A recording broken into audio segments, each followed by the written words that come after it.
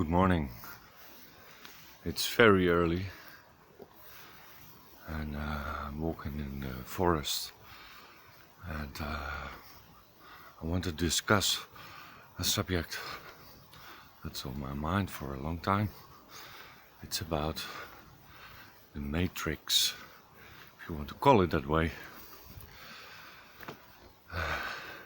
There are different subjects within the matrix. There is not one matrix. There are many matrices.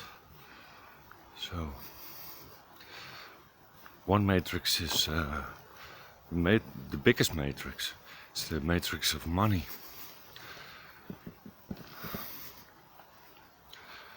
We all have a certain amount of money to dispose of. You have to have it. If you don't have money, you can do nothing.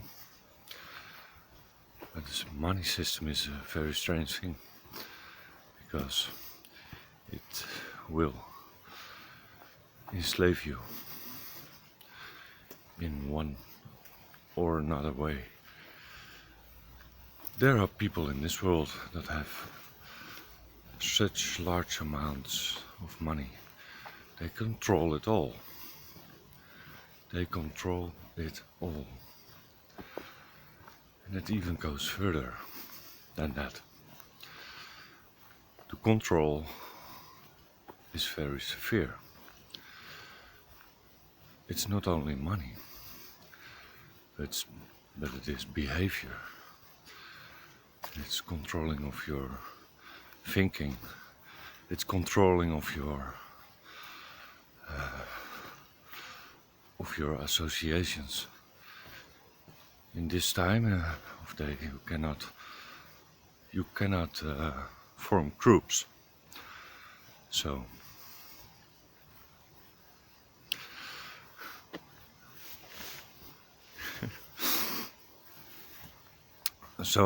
groups.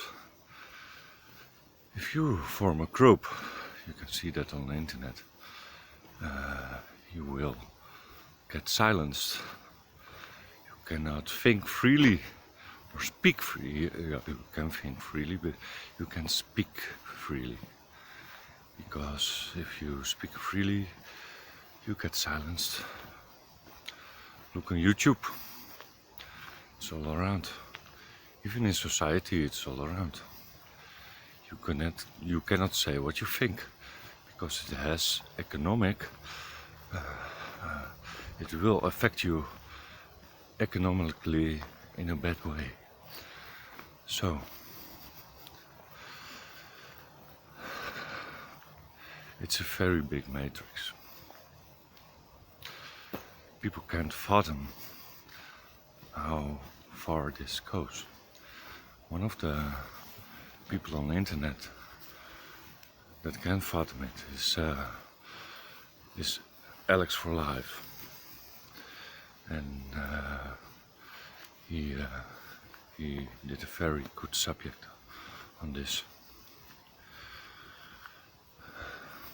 Then there is the matrix of thinking. It's a very difficult thing to grasp. If you silence your mind, silence your inner dialogue, there is some clarity beyond words. And it's you get an understanding of words, sentences, syntaxes. You know meaning, the meaning that is given to words, and the meaning, the culture, or the moneymakers give to words. And that is to social engineer societies.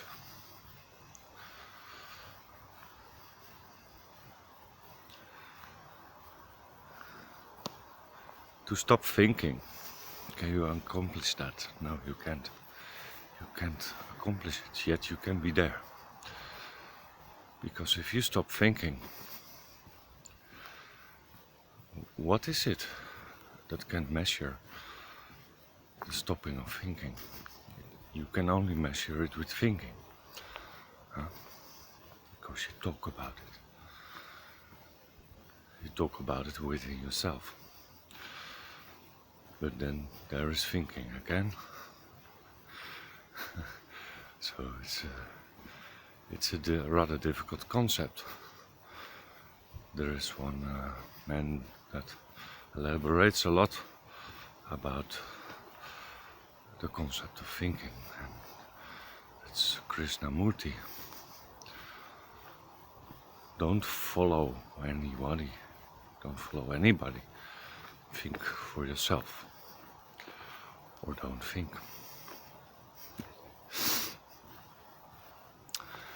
Then there is the matrix of cultural behaviors. So in this culture, for instance, if I walk this way for half an hour in the city, it will be a bit strange with my hand up, with one hand up. I think a lot of people will look at you. And at the end, you have a nice talk with the police, I think. If you do it for half an hour. So, it's a bit strange example, but it tells you that we all behave in a certain way. That's logical and normal. But these behaviors go even further than we think. Much further. Much more further. It's within attention. And all the people around us have attention for certain things. And cultural behavior is modified through multimedia, through television, through papers, through food, through all kind of different things.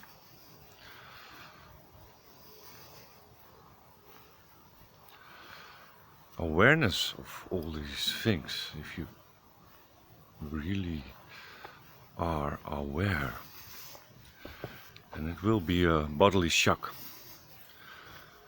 It isn't. It is a severe shock to the body, and you will react to it with a severity, and then you know. It is.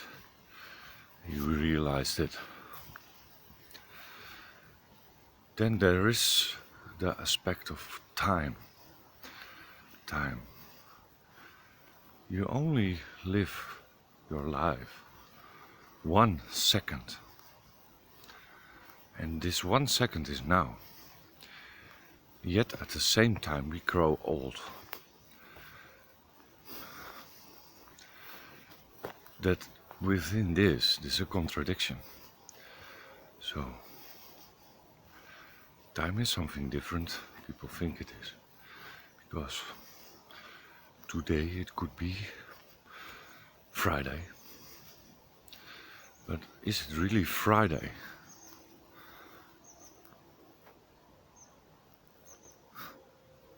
Does nature thinks it's Friday? What about that? No. Friday is attention. It's the world's attention because we made an appointment with each other that today is Friday.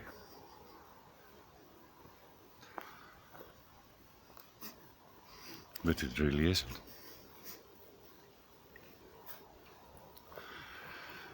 And the realization of this moment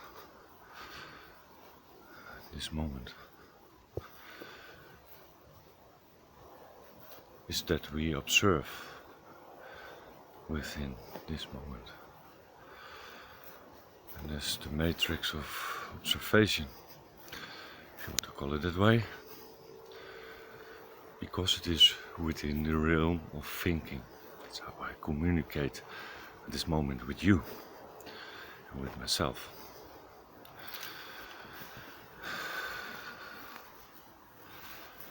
Observation. What is observation? It's looking around, and I see this tree here. I know this tree here is an oak. I know it. But that's only the name of the tree. If you really want to observe, you have to eradicate your thought. Because what are you observing? Are you observing your thoughts, or are you observing the things around you?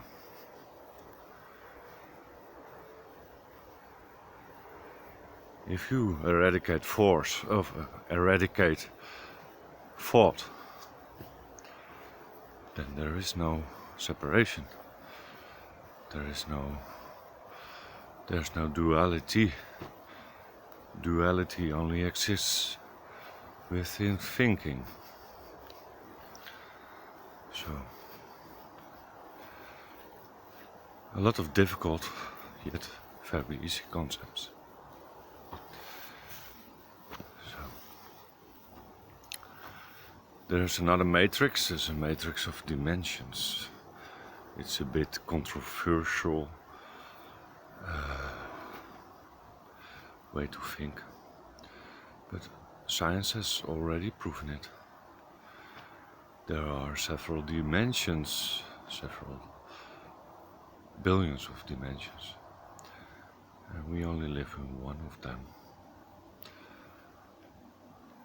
And the way to travel through reality is within dreaming. The Native Americans and other natives already knew that this knowledge is gone in Western society. It's the same with intuitivity and your gut feeling. Most of the times you're right. You know something is wrong, or is off, and then you can act upon that. If you have a strong bond with your intuitivity, it will get you to better places in your life.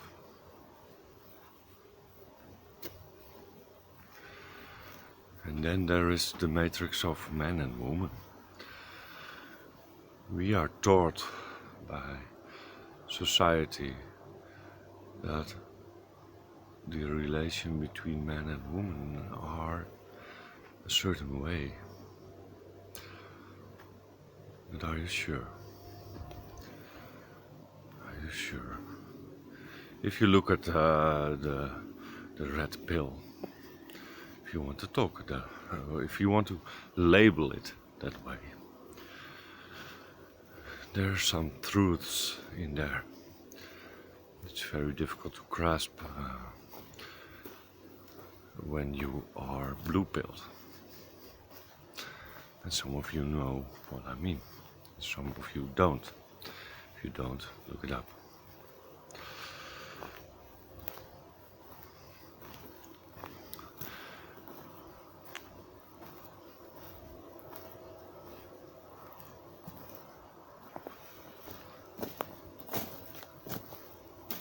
Then there is the matrix of love, if you want to call it that way. it's possible to feel love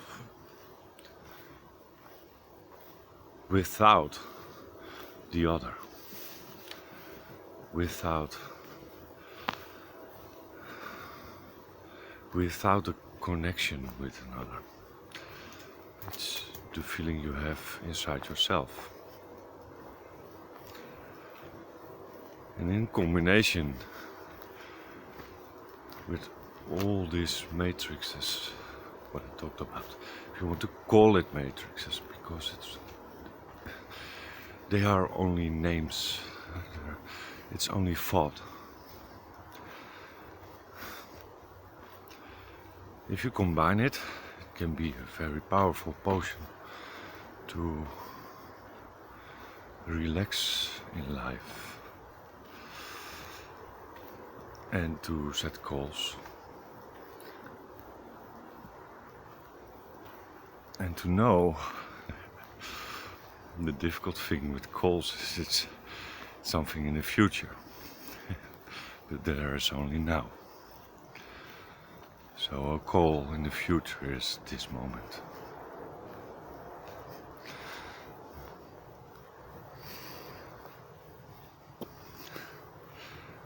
And the realization of death. Because we live only 1 second this whole life. It's this moment. Death is only 1 second away. You breathe in, you breathe out. You don't breathe in. That's it.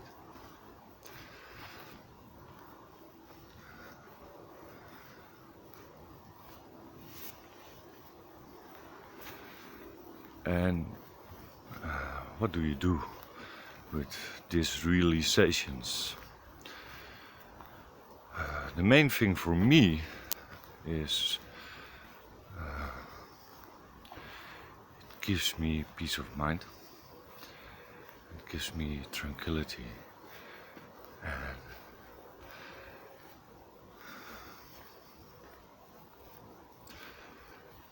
it makes me do good things in life. And that's the main thing. Doesn't mean I give myself away. That's a different thing.